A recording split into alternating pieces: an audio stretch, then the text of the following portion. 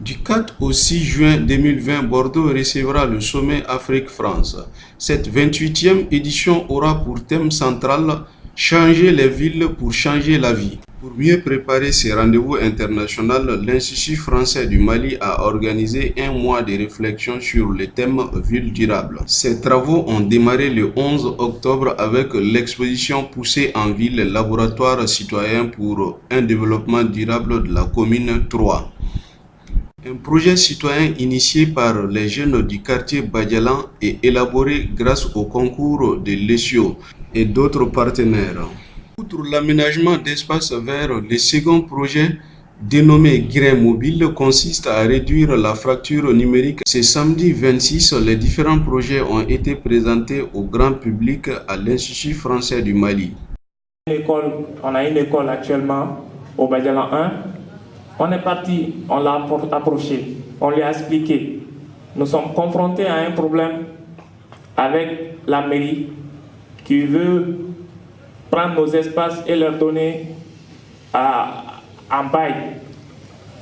Et vraiment, ça, on ne peut pas l'accepter. Si vous pouvez nous aider avec vos étudiants à mettre en place un certain nombre de projets, et c'est ce qui s'est passé.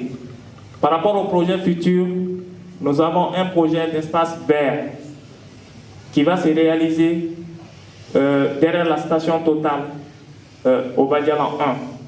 Cet espace vert va permettre d'abord à l'amélioration du cadre de vie de la population. Ça va permettre d'être un cadre d'échange entre la jeunesse, parce que nous allons nous approprier de cet espace. Nous allons faire de cet espace un espace vivant. Aussi, ça c'est la face de l'espace, mais derrière il y aura un terrain de sport. Deuxième projet, chaque fois que nous faisons des projets, nous pensons à une activité génératrice de revenus. Et là, c'est un projet de pépinière dont la gestion sera collective comme toujours. Pourquoi un projet de pépinière? Ça rentre dans le cadre de la protection de l'environnement. Nous sommes toujours dans ces volets. Et la jeunesse y tient vraiment. Nous allons prendre des gens dans la population, nous allons les former, ils vont cultiver des arbres, vont les vendre. Et bien sûr, une part sera donnée au quartier pour qu'au moins le quartier puisse avoir quelque chose. Nous avons aussi un projet de maraîchage pour la population. Encore. Maintenant, la particularité de ces jardins, c'est que ces jardins seront des jardins connectés. Encore une fois, merci aux étudiants de l'école supérieure d'ingénierie. C'est leur technologie. Ils ont voulu vraiment nous donner ça. Donc, je leur dis merci. C'est une des particularités de ce projet. On a fait ensemble, chaque jour j'étais à l'ESIO comme si j'étais un étudiant, mais j'étais là pour la cause du quartier.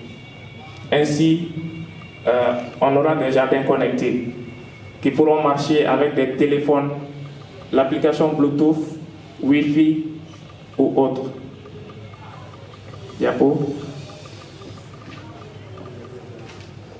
Actuellement, le Badialan est traversé par le Diafaranako, mais il y a un problème. Est en phase de dégradation. Et ça, au vu et au su de tout le monde.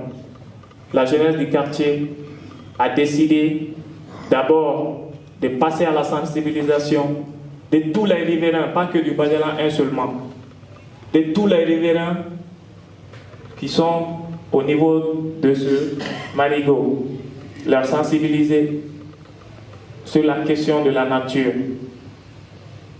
Ainsi, nous allons activer notre brigade verte qui est actuellement dans le quartier.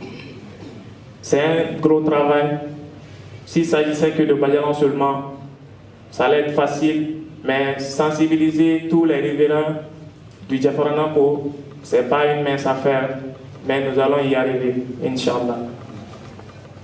Toujours dans le cadre des projets futurs, les grains mobiles. Actuellement, un phénomène nouveau se trouve au niveau des grains. Les grains, c'est une tradition malienne. C'est quoi? C'est que tout le monde a son smartphone, les yeux braqués sur ça. Pratiquement, il n'y a plus de causerie. Sauf si je dis un mot ensuite. Et qu'est-ce qu'on fait avec ces smartphones? C'est juste Facebook, WhatsApp. Ce projet de grains mobiles va permettre d'aller vers les jeunes, leur expliquer beaucoup d'innovations sur le plan d'Internet. Ça va aussi permettre de réduire la fracture numérique.